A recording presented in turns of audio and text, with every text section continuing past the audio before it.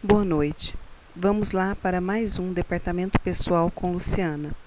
Hoje estaremos tratando sobre férias e a emissão da DARF.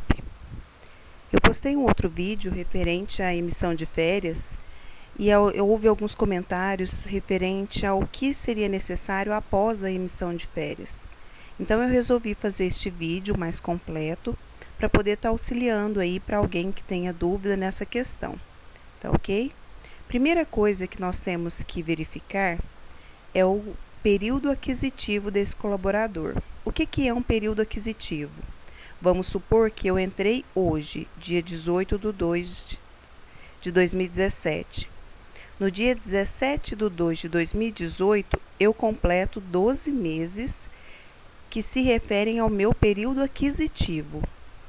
A partir desta data, passa a iniciar o período concessivo, que é o período que o empregador tem para poder estar disponibilizando esse funcionário de férias. Como que funciona isso? A partir de 12 meses ou a cada 12 meses trabalhados, o funcionário passa a ter direito a um período de férias. E neste período de férias, para este período de férias, o empregador tem 12 meses a partir do término do período aquisitivo para estar liberando esse colaborador de férias, sem permitir que ultrapasse esses 12 meses, uma vez que ultrapassando, será pago esses dias que ultrapassaram como férias em dobro, ok? Então vamos entender um pouquinho de como funciona a questão das férias. O que nós temos que observar antes de emitir um recibo de férias? Primeiro, nós temos que observar a jornada de trabalho desse nosso colaborador. Por quê? A Lei Complementar 150 de 2015, no seu parágrafo 3º, no artigo 3º, ele informa que dependendo, se a jornada for menor do que 25 horas semanais, o empregador não é obrigado a pagar 30 dias de férias. Ou seja, conforme essa tabelinha que nós estamos visualizando, você pode, se seu funcionário trabalhar até 25 horas, você precisa estar liberando esse funcionário de férias somente 18 dias e não 30. A mesma coisa no caso de 20 horas até 22, você somente libera 16 dias. De 15 horas a 20 horas, 14 dias. De 10 horas a 15 horas, 12 dias. De 5 horas a 10 horas, 10 dias. E igual ou inferior a 5 horas, 8 dias. Lembrando que, para isso, a pessoa tem que ter um vínculo empregatício com você, certo? E no caso das escalas 12 por 36, elas também entram na questão dos 30 dias, ok? Outra coisa que nós temos que observar é se no período aquisitivo desse colaborador ele teve faltas. Por quê? Até 5 faltas, nós pagamos 30 dias, mas de 6 a 14, nós podemos pagar somente 24, de 15 até 23, nós pagamos somente 18, de 24 até 32, nós pagamos 12 dias, e acima de 32 faltas, o empregador não é obrigado mais a estar liberando esse colaborador de férias, ok? Outra coisa que nós temos que analisar é a questão da emissão do aviso de férias. O aviso de férias é um documento que o empregador tem que informar ao seu colaborador que ele vai estar liberando ele de férias com 30 dias de antecedência à data de saída de férias, a data de início dessas férias, ok? Então, se eu determinei que minha colaboradora vai sair no dia 1/2 de 2017, eu tenho que informar até 2 de janeiro para ela que ela vai sair de férias e colher assinatura neste documento. Geralmente, os empregadores não fazem isso, mas colhem a assinatura desse aviso juntamente com o recibo de férias. O importante é que você tenha esse documento assinado, porque futuramente, caso você seja cobrada judicialmente por esse documento, você tem um documento que informa que você sempre avisou com antecedência sua colaboradora antes de sair. Lembrando que o empregador é quem decide o dia que esse colaborador vai sair de férias, né? dentro dos 12 meses concessivos, ou seja, após o período aquisitivo, o empregador tem 12 meses para estar liberando essa funcionária de férias. Mas é sempre bom, né, julga aí o bom senso, de que entre em acordo para escolher uma melhor data que melhor agrade os dois, certo? Como que nós fazemos dentro do site do E-Social? Nós programamos as férias, ou seja, verificamos as questões das datas anteriores ou das duas tabelas que eu informei anteriormente, emitimos o aviso, porque para isso a gente precisa saber quantos dias nós vamos liberar essa pessoa de férias, né? E o aviso, gente, onde que nós emitimos o aviso? Dentro do E-Social, lá no trabalhador, modelos de documentos, tem um modelo de aviso de férias em Word. Você preenche ele e entrega para a colaboradora assinar, tá ok? Dentro do E-Social, nós vamos selecionar o empregado, selecionar o período aquisitivo que nos interessa, verificar se vai ter abono pecuniário ou não, informar a data de início e a quantidade de dias de férias. Imprimimos o recibo e fechamos a folha de pagamento. Feito isso, finalizou o processo de férias dentro do sistema, ok? E não é necessário realizar nenhum outro procedimento além desse que está informando nesse fluxograma aqui, tá ok? Então, agora eu vou explicar para vocês como realizar esse procedimento. Nós vamos em Trabalhador, Férias. Aqui vai aparecer o CPF e o nome do colaborador. Você clica sobre ele e essa tabelinha aqui embaixo vai aparecer. Para visualizarmos o período aquisitivo, nós clicamos sobre a matrícula. Aqui nós temos os períodos aquisitivos que esse colaborador tem direito. Lembrando que esse período aqui de baixo, do dia 31/3/2015, essa colaboradora, ela saiu antes de outubro de 2015. E antes de outubro de 2015, não era obrigatório a informação de férias dentro do site do E-Social. E por esse motivo, nós não iremos informar nada e aqui não consta nada, ok? Aqui, ó, ele vai informar para a gente a quantidade de dias conforme aquela primeira tabela. Se você informou no cadastro dessa colaboradora uma escala menor do que 25, ele vai colocar lá 18 ou vai seguir de acordo com aquelas tabelas lá, que é 16, 14 e 8, certo? Como a escala desta colaboradora é de segunda a quarta-feira e ultrapassa as 25 horas, ela tem direito a 30 dias de férias. Então, vamos lá. Aqui o período que nos interessa é 1/4/2015 a 31/3/2016. Lembrando que, considerando os 12 meses após o período aquisitivo que o empregador tem para estar liberando essa colaboradora de férias, essa colaboradora aqui nos chama atenção. Por quê?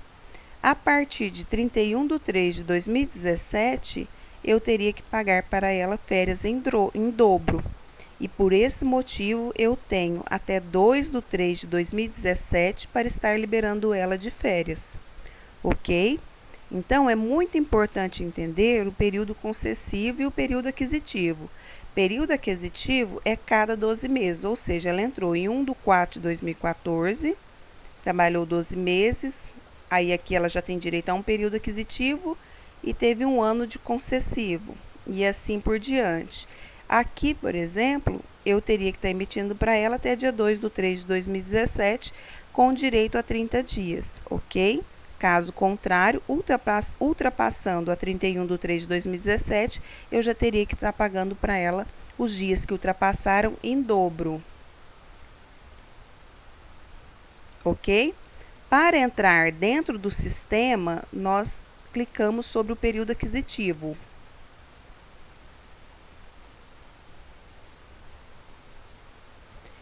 Então, vamos lá. Aqui aparece o trabalhador, constando o CPF e o nome do trabalhador.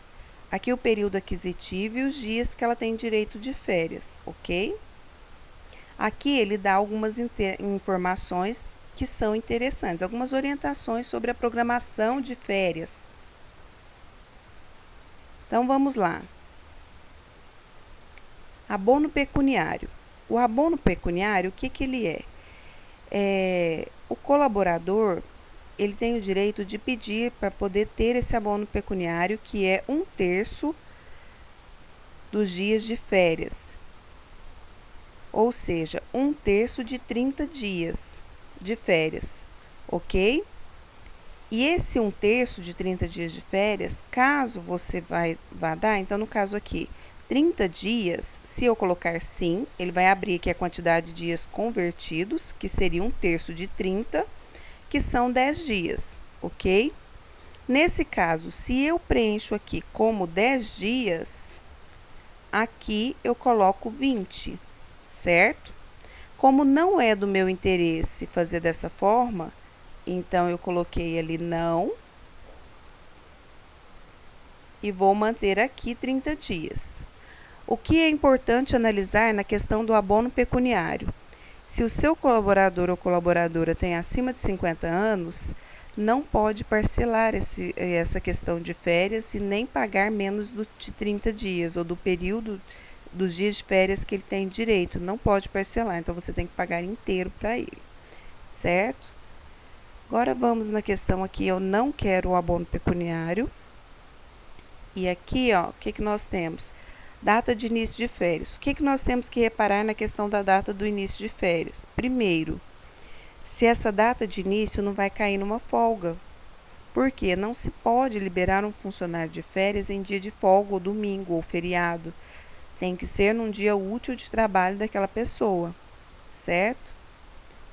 Outra coisa que nós temos que analisar é a questão do dia de pagamento. O dia de pagamento são 2 dias úteis anteriores à data de início de férias.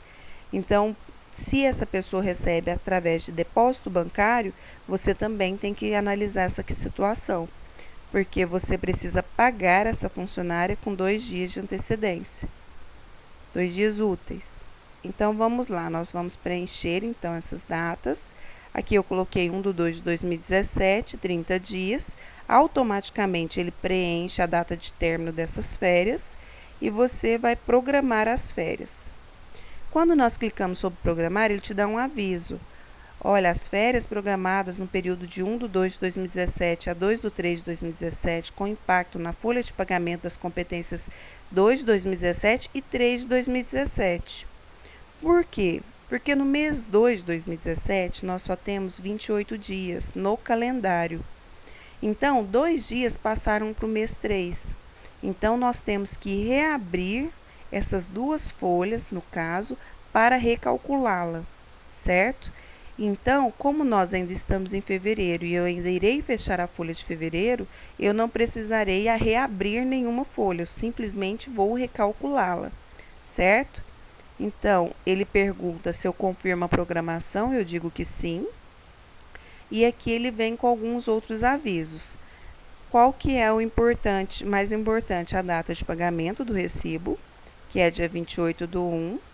Aqui ele informa que caso o recibo de férias gere imposto de renda para essa colaboradora, como a data de pagamento foi dia 28/1, a data do recolhimento e repasse desse imposto de renda vai ocorrer em janeiro de 2017 e não no período de férias dela, que ocorre no mês 2. Então, você tem que ter essa informação e verificar, né, para poder estar realizando o repasse desse valor, certo? Caso esse colaborador também, em janeiro do ano vigente, ele tenha pedido o adiantamento do 13º junto às férias, nós também temos no campo, na abinha Trabalhador, Modelos de Documentos, um modelo de recibo de adiantamento do 13º. Esse você também teria que pagar para ele neste recibinho à parte, ok? Caso ele tenha solicitado até dia 31 de janeiro. Aqui embaixo, gente, nós temos o salário base dessa colaboradora. Como, dependendo da data, a gente não sabe se nesse salário base nós vamos ter algum cálculo para remuneração das férias, o que seria isso? Seria, vamos supor, se ele tivesse uma média que ainda não estivesse completa dentro do sistema. Mas, como nesse caso dessa funcionária nós não temos essa informação, eu não preciso informar. Mas se eu precisasse informar, eu clicaria aqui no desejo alterar o salário base e ele abriria aqui um campo para me informar um novo salário, que estaria compondo também juntamente com essas médias, tá? Mas não é o caso dessa colaboradora. Eu vou colocar gerar recibo.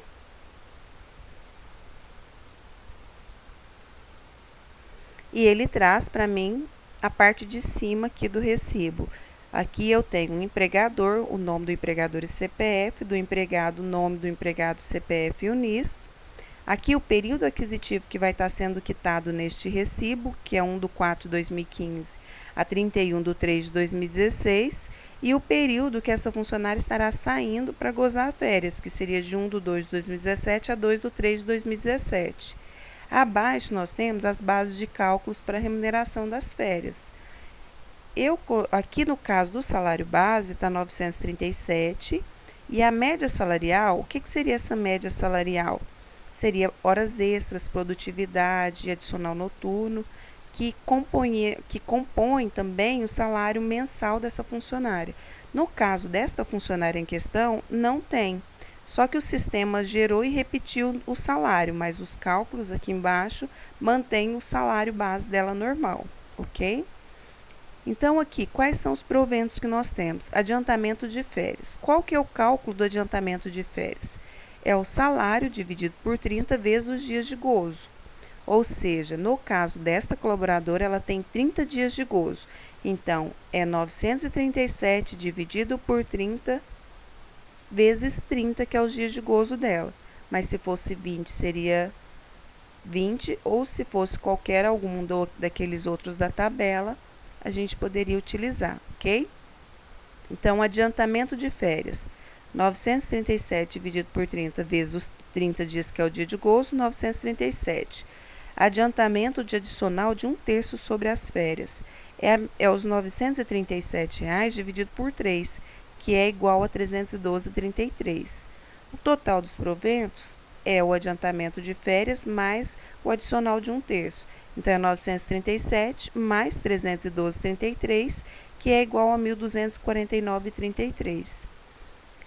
Para o cálculo do INSS, nós utilizamos a tabelinha do INSS, considerando o total dos proventos aqui, que é 1.249,33, que entra na faixa até 1.659,38, cuja alíquota é 8%. Então, o cálculo aqui é 1.249,33 vezes 8%, que é igual a R$ 99,94. Tá, Luciana, mas por que ele fez esse rateio aqui, uma provisão para fevereiro e para março?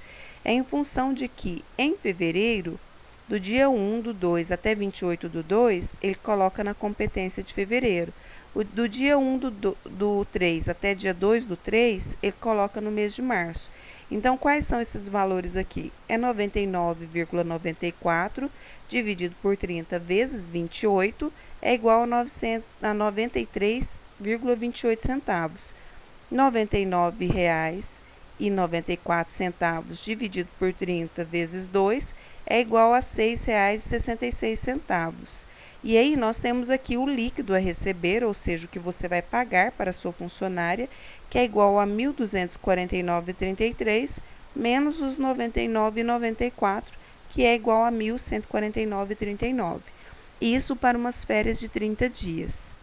Aqui do lado, eu coloquei o cálculo no caso de umas férias com abono pecuniário. Por quê, Luciana? Porque no abono pecuniário, o cálculo é um pouquinho diferente. Então, como seria aqui? No abono pecuniário, o funcionário tem direito a 1/3 dos dias que ele tem direito de férias, pagos como abono pecuniário, né? Então, aqui eu vou calcular da seguinte forma: R$ 937 dividido por 30 vezes 20. Esse é o valor do adiantamento de férias, que é igual a R$ 624,67. O adiantamento adicional de 1/3 sobre essas férias vai ser igual a 624,67 dividido por 3, que é igual a 208,22. O abono pecuniário referente às férias vai ser igual a R$ 937,00 dividido por 30 vezes 10, que é os dias de abono pecuniário, que é 1/3 de 30. E esse valor vai ser igual a R$ 312,33. 1/3 do abono pecuniário é 302,33 dividido por 3, que é igual a 104,11, certo? A soma de tudo vai ser igual à da anterior. Porém, o INSS, você não desconta, não utiliza para base de cálculo o abono pecuniário. Ou seja, eu só vou somar 624,67 mais 208,22 vezes 8%, que dá R$ 66,63. E o líquido dessa colaboradora vai ficar um pouquinho maior, porque deixou de considerar as verbas do abono pecuniário. Ou seja, vai ser 1.249,33 menos 66,63, que é igual a 1.182,70. O que é importante avaliar na questão do abono pecuniário, férias com abono pecuniário, é que o empregador não pode obrigar o funcionário a aceitar sair somente 20 dias de gozo de férias. Os funcionários têm que estar de acordo, certo? Porque isso também gera multa, ok? Então, no caso do abono pecuniário, outra coisa que deve se avaliar é que as verbas referentes ao abono pecuniário não entram para base de cálculo do INSS, nem do FGTS, nem do imposto de renda, ok? Logo abaixo daquele recibo, nós temos a informação sobre o pagamento, onde ele informa recebido o empregador acima, identificado, a quantia líquida de R$ 1.149,39, né, porque ele está saindo de férias. O que você precisa? Primeiro, você precisa que a pessoa date com a data correta, ou seja, com 2 dias úteis antecedentes à data de saída de férias. E outra, ele deve assinar. Uma, porque futuramente ele pode não lembrar que ele saiu desse período de férias. E outra, porque se futuramente ele entrar na justiça, você, como empregador, precisa ter a prova, porque o ônus de prova é do empregador e não do empregado, certo? Ou seja, você tem que manter esses documentos assinados mesmo após a saída desse colaborador, porque quem tem que fornecer a prova é o empregador. Tá, Luciana, finalizei isso. Operação realizada com sucesso. Apareceu aqui para mim o período aquisitivo já com as férias já programadas. Finalizei? Não, você ainda não finalizou, né? Já imprimiu o recibo? Finalizei? Não. Para finalizar, você tem que vir na folha Recebimentos e Pagamentos, dados de folha de recebimentos e pagamentos. Você vai, no caso aqui é fevereiro de 2017, eu vou abrir aqui o que está pendente. Se eu tivesse que ir numa competência anterior, bastaria eu clicar nessas aqui, nessa visualizar demais competências, mas como é fevereiro, eu vou clicar sobre fevereiro. Aqui ele vai trazer para mim o CPF e o nome dessa colaboradora e os dados da folha dela. Lembrando que no caso dessas informações aqui, elas não vêm corretamente. Então, geralmente nós temos que alterar. Como que eu faço para alterar? Eu clico sobre o nome da pessoa e ele abre a folha. Qual que é o cálculo que está aqui? Que não está correto. Por que não está correto? Porque no mês de fevereiro nós temos 28 dias. Porém, para critério de folhas de pagamento, nós consideramos mês comercial, ou seja, 30 dias.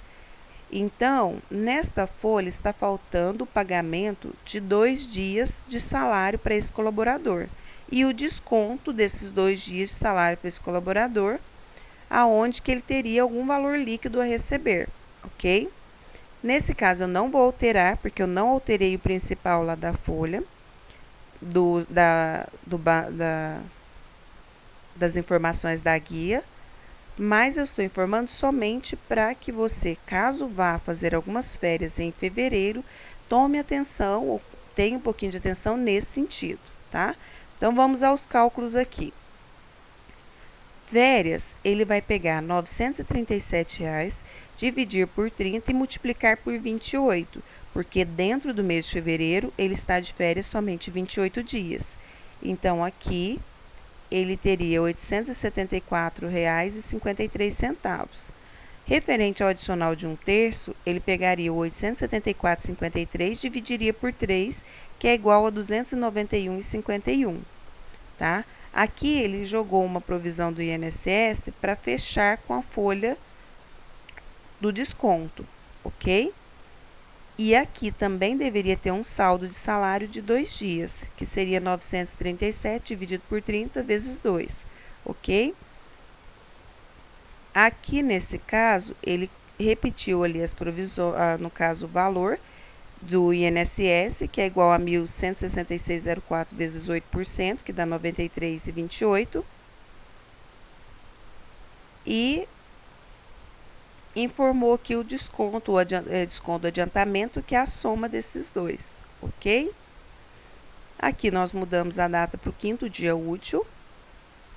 Vamos em salvar rascunho e depois concluir o pagamento. Feito isso, nós vamos para a base de cálculo da guia. Então, o que nós temos aqui? A base para contribuição do INSS e a do FGTS. Quando que essas duas seriam diferentes? Somente no caso de faltas, a Previdência desconta, né? Em algumas bases de cálculos eles descontam. Então, aí ficaria um pouquinho diferente, mas é só isso.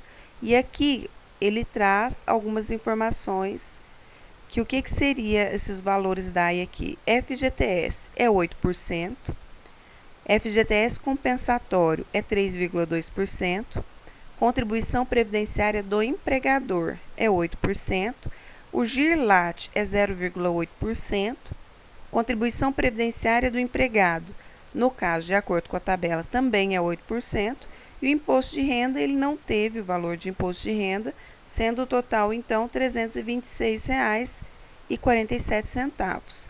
Se eu confirmar aqui, ele já me traz a guia, tá? Qual é o cuidado que nós temos que ter? A guia, mesmo depois de paga, você precisa estar guardando a cópia da guia, juntamente com esse demonstrativo. Por quê? Porque na guia não demonstra o nome do colaborador. Então, se não demonstra o nome do colaborador, você não tem como comprovar que você pagou para aquela funcionária.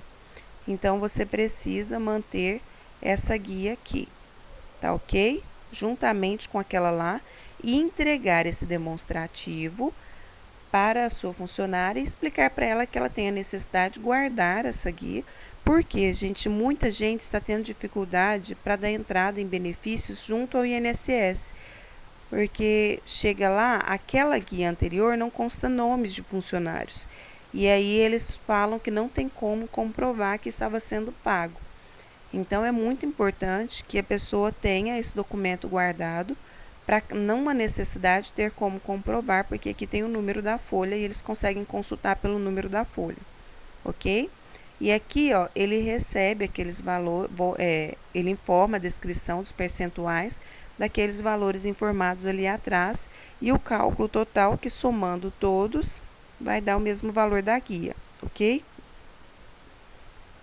Esse FGTS compensatório, também me perguntaram como que faz para poder reaver. Esse FGTS compensatório é referente à multa.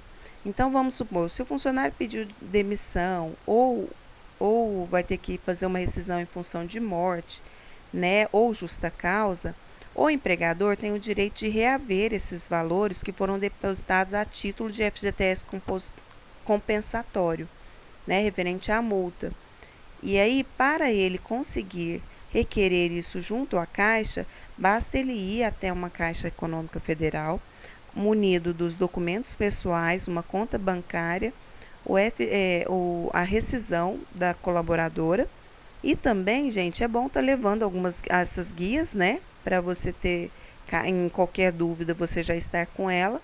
E aí eles depositam para você os valores que foram depositados a título de multa desse FGTS para multa compensatória. Ok? Findado isso, terminou? Sim, findado isso, terminou a parte do procedimento para as férias. Ai, Luciana, mas agora eu descobri que eu não posso mais liberar minha funcionária nesta data. E agora, o que eu faço? Existe a possibilidade de alterar? Sim, existe. Porém, nesses casos, é necessário que você vá novamente em Trabalhador Férias, clica sobre o nome da funcionária, sobre a matrícula, ele vai trazer aqui para você o que você deve observar. Se aqui ainda estiver em laranjado, você consegue excluir. Se tiver em preto, você já não consegue mais, ok? Então, vamos lá. O período é 31/3/2016. Se você cancelar as férias dela agora, você tem no máximo até o mês que vem, até dia 2/3/2017, para estar liberando ela sem o pagamento das férias em dobro, ok? Mas, Luciana, mas eu não posso liberar ela agora, vou liberar ela no mês que vem. Como que eu faço para excluir? Basta você clicar sobre o período que está aqui, programado.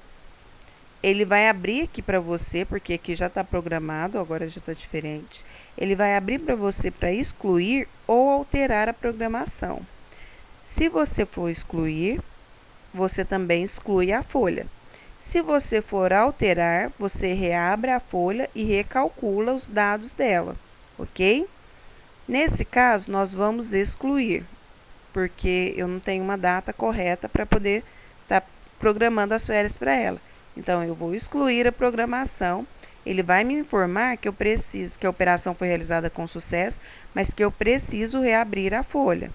Aqui agora, ó, já não aparece mais nada. Ele me informa que a operação foi realizada com sucesso e aqui já não tem mais nenhuma informação, ok? Então, muito cuidado com a questão do vencimento de 2 períodos de férias. Findado isso, terminou? Não. Você precisa agora ir na folha de pagamentos e recebimentos e pagamentos, folha, recebimentos e pagamentos. Você vai clicar sobre a folha do mês 2 de 2017, pedir para reabrir.